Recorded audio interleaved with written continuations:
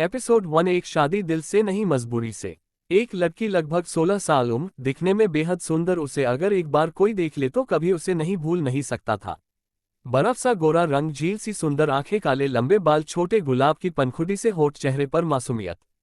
पर आज उसकी आंखों से आंसू थमने का नाम नहीं ले रहे थे, क्योंकि कुछ दिनों में ही सब कुछ जो उसके पास था उससे छीन चुका था।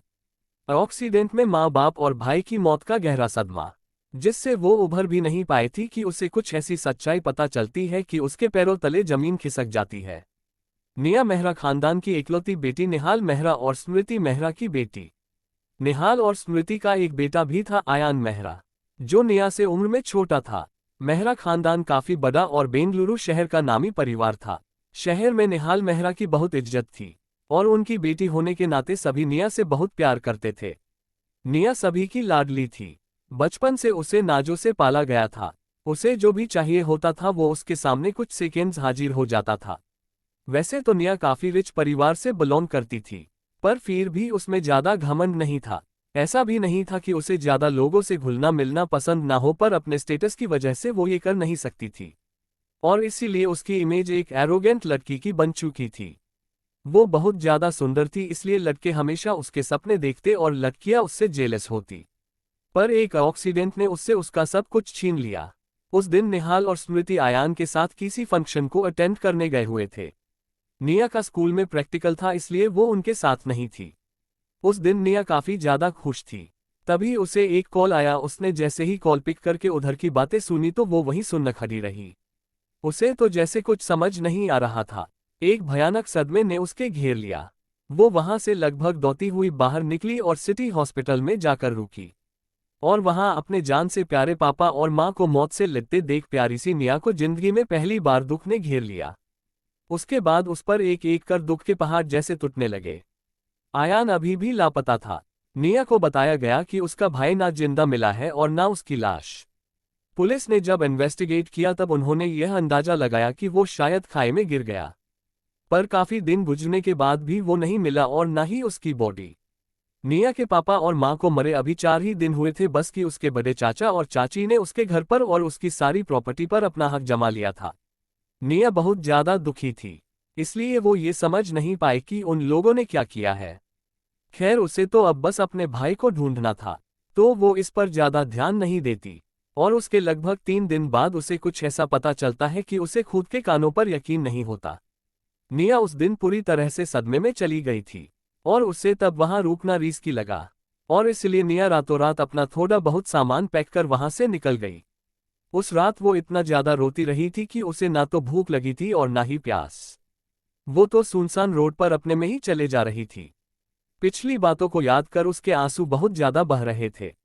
उसे ना तो कुछ सुनाई दे रहा था और ना कुछ दिखाई दे रहा था कि तभी एक बहुत तेज ब्रेक की आवाज के साथ एक काली मर्सिडीज रुकती है। पर जब तक वो ब्रेक लगा पाती, निया को उससे धक्का लग जाता है और वो वहीं बेहोश होकर गिर पड़ती है। उसके सर से खून बह रहा था। वहीं कार में बैठा इंसान इतने तेज ब्रेक की वजह से अपने ड्राइवर पे चिल्लाता है, ये क्या कर रहे हो तुम?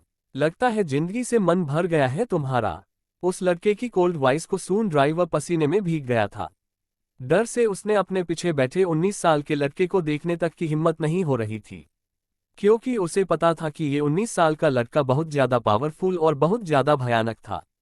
उसके सामने की एक गलती भी किसी इंसान की जान ले सकती थी। ड्राइवर ने अपनी डरी हुई आवाज से एक्सप्लेन करते हुए कहा, सर वो लगता है कोई कार के सामने आ गया है, क्या मैं देखूं? उसकी बात सुन उस लड़के की आंखों की कोल्डनेस अभी भी कम नहीं हुई थी। ड्राइवर बैक व्यू मिरर से बस उसकी आंखें देखने तक की हिम्मत कर सकता था। उसने जैसे ही वो बात कही थी, कार का तापमान अचानक कम हो गया था, जिसकी वजह से सब बहुत ज्यादा डरावना लग रहा था। वो कुछ सेकेंड्स का वक्त ऐसा लग रहा था जैसे सदियां बीत गई हो। कुछ देर इंतजार के बाद भी अपने बॉस से कोई रिप्लाई ना पाकर ड्राइवर बस कार स्टार्ट करने ही वाला था कि उसे एक सर्द आवाज सुनाई दी, जाके जल्दी देखो, ज्यादा वक्त नहीं है हमारे पास।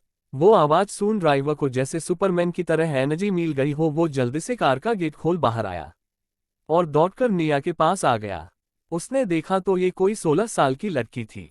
उसे इस वक्त यहाँ देख ड्राइवर को कुछ अजीब लगा, क्योंकि वक्त रात के 11:30 का था और एक अकेली लड़की यहाँ सुनसान रास्ते पर मिलना अजीब बात थी।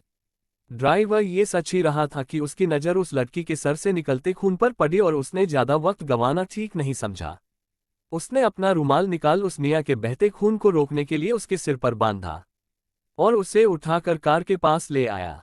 उसने कार के विंडो पर नॉक किया तो कार का डोर ओपन हो गया और किसी ने उस लड़की को अंदर ले लिया। इस हरकत से ड्राइवर हैरान था, पर उसने कुछ कहना मुनासिब नहीं समझा।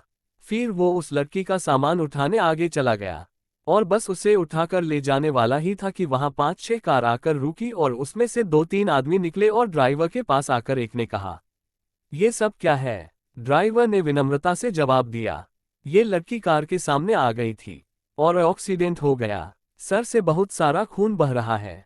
ये बात सुन उस आदमी ने एक बार उस लड़की को देखा और वहीं खड़ी कार के पास जाकर खड़ा हो गया। उस कार की विंडो नीचे हुई तो वहां एक 55 साल की औरत जो काफी यंग थी। उसने उस आदमी की तरफ देखा तो उस आदमी ने झुककर सलाम करते हुए कहा, खम्मा घनी बड़ी रानीसा, वो एक लड़की का एक्सीडेंट हो गया है कुंवर सा की कार से, इसलिए बस उसने ये कहा ही था कि उन्होंने देखा वो काली मर्सिडीज वहां से फुल स्पीड में आगे चली गई। तो उस औरत ने आगे देखते हुए कहा, पीछा करो। जी बड़ी रानीसा, ये कह उस आदमी बाकी के लोगों को बैठने का इशारा किया और खुद कार में आगे वाली सीट पर बैठ गया। उन्होंने निया का हॉस्पिटल में इलाज करवाया और फिर उसे अपने घर ले आए। निया आज भी उस दिन को भूल नहीं सकती थी, इस महल जैसे विला में जब वो पहली बार आई थी। उसकी आंखें बस विला की खूबसूरती को ही निहार रही थी। उसके सामने जब विला का बड़ा सा गेट खुला तो उसे लगा कि कोई स्वर्ग का दरवाजा खुला हो। सच में राजवंश विला धरती पर स्वर्ग जैसा था। सफेद रंग का वो विला बहुत से भी बहुत ज्यादा सुंदर था। विला के अंदर जब उनकी कार दाखिल हुई तो निया ने देखा हर ओर हरियाली ही हरियाली थी। वहां हर एक पेड़ और फूलों के पौधे थे। उस बड़े से गार्डन में शायद दुनिया के हर फूल के पौधे थे। दुनिया का सबसे रेयर से भी रेयर पौधा वहां मौजूद था। हर तरफ ब्लैक सूट में हाथों में गन लिए लगभग 1000 से भी ज्यादा बॉडीगार्ड खड़े थे। वो गार्डन का आधा हिस्सा ही शायद निया के पहले घर के बराबर था। निया आंखें फाड़े बस बाहर देखे जा रही थी कि तभी उसके सर पे किसी का हाथ आया और पीछे बैठी औरत ने निया को प्यार से देखते हुए कहा, बेटा अब से यही आपका घर है, आप अभी से यही रहेंगी और कोई जरूरत नहीं है आपको एहसान समझकर रहने की। आप हमारे लिए हमारी बेटी जैसी है, आप पूरे हक से यहाँ रह सकती है। उनकी बात सुन निया के सामने कुछ दिनों पहले की बातें आने लगी, पर सब कुछ भूलाकर उसने मुस्कुराते हुए हाँ में गर्दन हिला दी। तब से आज तक 1 महीना हो चला था। निया अब उस घर को अच्छे से पहचान गई थी जो उसे यहाँ लाई थी। वो राजवंश खानदान की हेड थी, नीलम राजवंश। उनके पति देव राजवंश जब वो जिंदा थे वो खानदान के हेड थे, पर अब उनके बाद वो जगह नीलम राजवंश ने ले ली थी। नीलम के 2 बेटे, एक बेटी और 3 पोते और एक पोती थी। एक बेटे और बहू का शायद कुछ दिनों पहले उनकी एक्सीडेंट में मौत हो चुकी थी। निया जब से घर में आई थी उसने वहां बस नीलम जी, उनके बेटे तेज राजवंश और बहू गायत्री राजवंश और पोती सृष्टि राजवंश को ही देखा था। उसे बताया गया था कि उनके पोते बिजनेस में होने के कारण बहुत ज्यादा बिजी थे, इसलिए वो घर नहीं आते थे। 1 महीने से साथ रहने के कारण निया अब सबसे घुल मिल गई थी और सृष्टि तो उसकी बेस्ट फ्रेंड बन गई थी। निया ये कहती सृष्टि निया के कमरे में आ गई तो निया ने जल्दी से अपने आंसू पोंछे और चेहरे पर एक मुस्कान ले आई। हाँ, ये कह उसने सृष्टि को देखा। सृष्टि निया के पास आकर चाहते हुए बोली, निया ये मैं क्या सुन रही हूँ? तुम मेरी भाभी बनने जा रही हो, तुम मेरे भाई से शादी करोगी। सच में तुम बहुत से भी बहुत ज्यादा लकी हो यार। मेरे भाइयों दुनिया के सबसे हैंडसम बॉय है, सारी लड़कियां बस उनकी एक झलक के पीछे पागल है और तुम तो उनकी वाइफ बनोगी मिसेस राजवंश। ये सब सृष्टि अपनी धुन में बोले जा रही थी, पर उधर कहीं ना कहीं निया के दिल में अजीब कश्मकश थी। मन में हजारों सवाल चल रहे थे कि अगर उनके पीछे इतनी लड़कियां पागल थी तो उनकी शादी निया से क्यों कर रहे थे ये लोग? उसी किसी लड़की से करवा देते। वहीं सृष्टि अभी भी बोले जा रही थी। अभी तक निया को उसकी आदत हो चली थी। सृष्टि निया से 2 साल छोटी थी, सबकी प्यारी थी और बहुत ज्यादा क्यूट थी।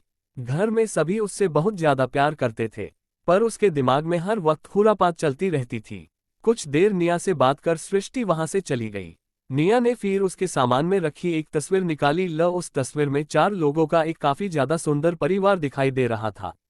निया ने तस्वीर पर हाथ फेरते हुए कहा, माँ पापा आप दोनों हमें छोड़कर क्यों चले गए? आपको पता है हमें आपकी कितनी याद आती है। हमने तो घर भी छोड़ दिया है, आपको जाना ही था तो हमें भी साथ ले जाते। आप सब हमारे बिना ही चले गए। हमें यहाँ अकेले छोड़कर ये भी नहीं सोचा कि आपकी नीयू कैसे रहेगी अकेले। इन लोगों के हम पर बहुत एहसान है माँ पापा, और ये हमसे एक ही तो चीज चाहते हैं। क्या हमें ये करना चाहिए? बोलो ना पापा, क्या हम ये शादी कर ले? आपकी नीयू इतनी सी उम्र में शादी कर ले। लेकिन हमें उस राज के लिए यही रहना होगा, हम यहाँ से अभी नहीं जा सकते, नहीं तो। ये कहते हुए उसके चेहरे पर दुख और बदले के भाव आ गए थे। कुछ देर उस तस्वीर के पास रोकर निया ने अपने आंसू पोंछे और वहां से नीलम जी के कमरे में चली गई। वहां उनसे उसने कुछ बात की और फिर अपने कमरे में चली आई। रात भर उसे बिल्कुल नींद नहीं आई। अगले दिन रात का वक्त, घर में सभी लोग सजे धजे हुए थे। सभी के चेहरे पर खुशी थी, पर उनकी खुशी में एक परेशानी की लकीर देखी जा सकती थी। मंडप में पंडित जी मंत्र पढ़ रहे थे, और एक लड़की जो 16 साल की लग रही थी, और एक लड़का जो लगभग 19-20 साल का था, मंडप में हवन के चारों ओर फेरे ले रहे थे। सब उन पर फूल बरसा रहे थे। लड़की ने बहुत बड़ा घूंघट ले रखा था, इसलिए उसकी आंखों से बहते आंसू वहां कोई देख नहीं सकता था। और वो लड़का जिससे वो शादी कर रही थी, जिसका हाथ उसने अभी पका हुआ था, उसने उसे आज से पहले देखा नहीं था। कुछ देर में उनके फेरे हुए। उस लड़के ने निया की मांग भरी और मंगलसूत्र पहनाया, और फिर उन दोनों ने बड़ों के आशीर्वाद लिए उनकी तरफ बढ़ गए। Don't forget to like, comment, subscribe.